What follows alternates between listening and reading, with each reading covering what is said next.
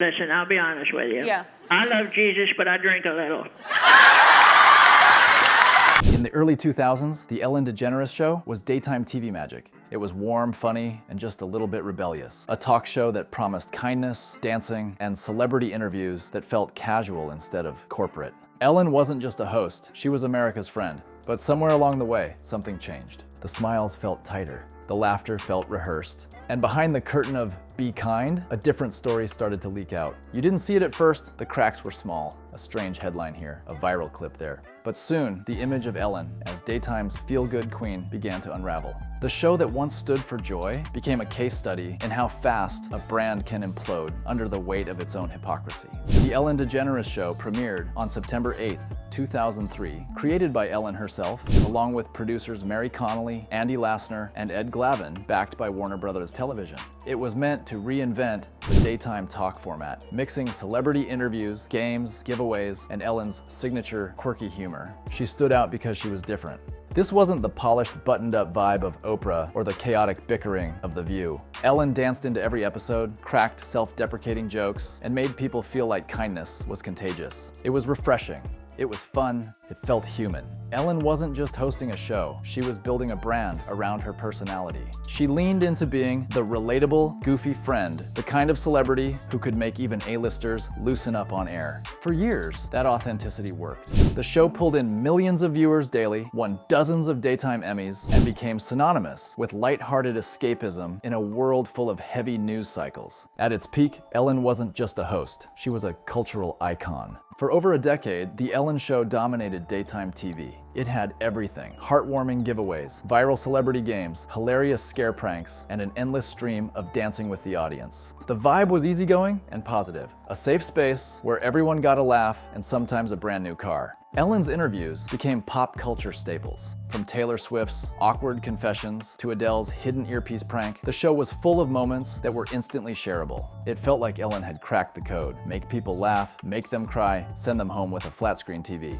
But more than the stunts and giveaways, Ellen's show worked because it felt genuine. She was the funny, kind-hearted host who had overcome public backlash in her career and built something joyful out of it. Viewers rooted for her. For a long time, The Ellen Show represented light in daytime TV, a space where comedy, kindness, and connection came together. People didn't just watch the show, they trusted it. Then the tone shifted.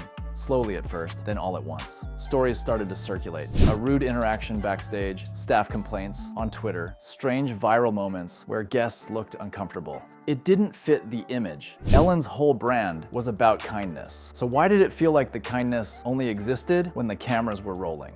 The show's once spontaneous humor started feeling scripted. The celebrity games got repetitive. Even the dancing, once a genuine, goofy trademark, felt like a contractual obligation. Behind the smiles, the energy had changed, and fans started asking questions. The magic that made The Ellen Show special began to wear off. Episodes felt formulaic, the viral moments seemed forced, and rumors of a toxic work culture gained traction online. What was once appointment television now felt like a well-oiled PR machine running on autopilot. And the worst part? The public image of Ellen as daytime TV's nice guy started to look more like a marketing campaign than reality. By 2020, the floodgates opened. Multiple employees came forward with allegations of a toxic workplace environment, citing bullying, intimidation, and even harassment behind the scenes. The stories painted a picture of a workplace completely at odds with the show's quote-unquote "be kind" mantra. Then came high-profile viral moments, where Ellen's friendly humor crossed into uncomfortable territory. Awkwardly pressuring Taylor Swift about ex-boyfriends, joking about Mariah Carey's pregnancy before she'd announced it, or the infamous Dakota Johnson interview where Ellen got called out live on air. The Dakota Johnson moment became an internet legend because it pulled back the curtain on Ellen's America's sweetheart persona in real time. On air, Ellen teased Dakota about not inviting her to her birthday party, only for Dakota to calmly clap back. "That's not true, Ellen. You were invited." The audience gasped, the smile slipped, and for a brief second, you saw the tension beneath the show's glossy surface. How was the party? I wasn't invited. Actually, no, that's not the truth, Ellen. You were invited. Well, who doesn't want to be invited to a party? Well, I didn't even know you liked me. The clip went viral, sparking endless rewinds, memes, and think pieces about whether Ellen's kindness was ever as effortless as she made it seem. And Dakota wasn't the only one caught in Ellen's friendly fire. Over the years, countless celebrity interviews aged poorly once fans started watching them back without the laugh track. There was the time she pushed Mariah Carey to drink champagne to prove pregnancy rumors wrong, only for Mariah to suffer a miscarriage weeks later. Let's toast to you not being pregnant. If you're not pregnant, then we should. My goodness. When she repeatedly mocked Sofia Vergara's accent in a way that felt less like a joke and more like a running gag no one asked for. She has such a hard time pronouncing. I think because you are more famous than me and older than me.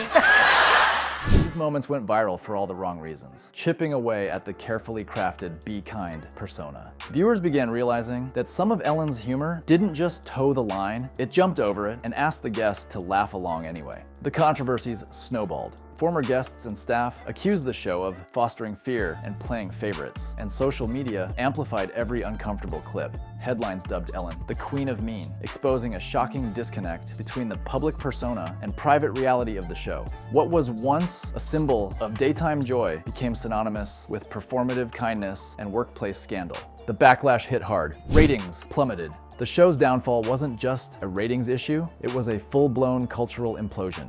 For years, Ellen was untouchable, seen as the queen of daytime television. But once the internet started connecting the dots, resurfacing awkward celebrity interviews, sharing employee testimonies, and compiling every mean Ellen moment into viral threads, the public turned fast. Social media became a courtroom, and Ellen went from being the face of kindness to a trending example of fake nice Hollywood culture. The cancellation wasn't just about one scandal. It was years of image cracks that the internet finally pried wide open, leaving a legacy that no farewell season montage could fix. Ellen's reputation, once untouchable, took a permanent hit. Sponsors backed away, the press turned, and by 2022, The Ellen DeGeneres Show aired its final episode after 19 seasons. Ellen apologized publicly, promising to do better, but the damage was done. For many, the apology felt like PR cleanup rather than real accountability. The entire brand, built on warmth and sincerity, had cracked beyond repair. The downfall of The Ellen Show became a cautionary tale about celebrity culture in the social media age. When your entire empire is based on being nice, any glimpse behind the curtain can bring the whole thing crashing down. What ended as a quiet, bittersweet finale began as one of TV's most beloved institutions. And somewhere in the middle, it lost the heart that made it matter. Even now, fans argue about Ellen's legacy. Was she a trailblazer for representation in entertainment? Absolutely. Did The Ellen Show bring laughter and kindness to millions for nearly 2 decades? Yes. But it's impossible to ignore the final chapters. The stories of mistreatment, the uncomfortable interviews, the gap between the brand and reality. For a show that promised authenticity, its ending raised more questions than answers. What do you do when the face of kindness turns out to be a mask? The truth is, The Ellen Show changed the landscape of daytime TV forever, but its legacy will always be complicated. It went from uplifting and groundbreaking to a PR nightmare that exposed just how fragile celebrity niceness can be. The impact is undeniable, but so is the disappointment. Because it stopped being the show everyone thought it was. But somewhere along the line, it became performance art for ratings, while the real story was happening off camera. And the irony? For nearly 2 decades, Ellen told millions of viewers every day to be kind.